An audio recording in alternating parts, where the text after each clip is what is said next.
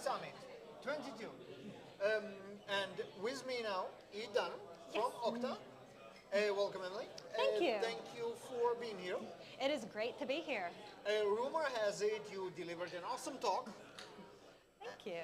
And tell us a little bit what was it about? Yeah, so my colleague Brian and I presented a talk based on our colleague Aaron's work with the OAuth Standards Committee. We were talking about what the heck is OAuth, because it's one of those things that you'll find yourself using. You see it in the URL, you go, I recognize that. I feel like I should know what that is. But someone asks you what it is and you're like, it's that thing when you log in. Oh yeah, OAuth is that thing when you log in. Yeah, that's what I know about OAuth. What is it? So, you know how back in the before times, when you needed to share some but not all of your data with a website, it might just ask you for your username and your password? Like, let's say the example we used in our talk is you're logging into Yelp, and so you want to share your contacts with Yelp. And so you share it asks you for your Gmail login and your password or your Yahoo Mail or whatever. And so you give Yelp your email address and your email password. And this is how it was for a while.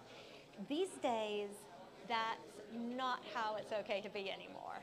I think it's pretty obvious. I'm not sure I want to give Yelp the credentials of my Gmail. That's probably not a good idea. I don't want to give anyone my Gmail credentials. But so how do you do it otherwise? I also don't want to retype everything by hand.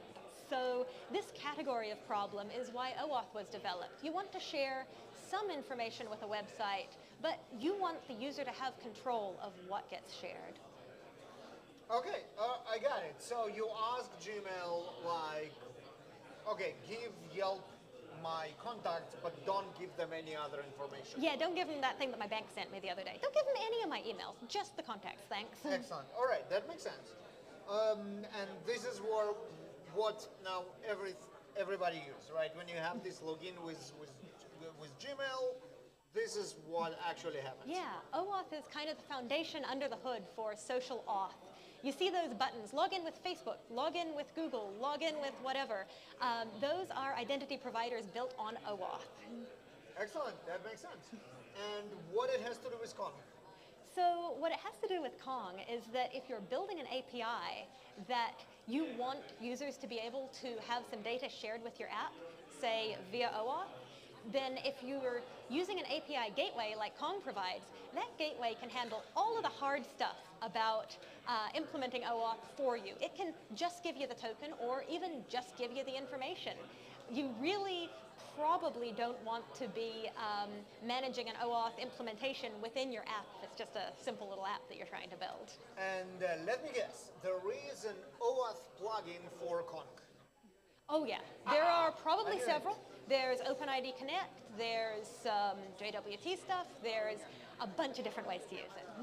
Okay, excellent. So how do I go about setting it up? Let's say I have now an application that I want to authenticate the users, and then I don't want to do like any of this stuff by hand.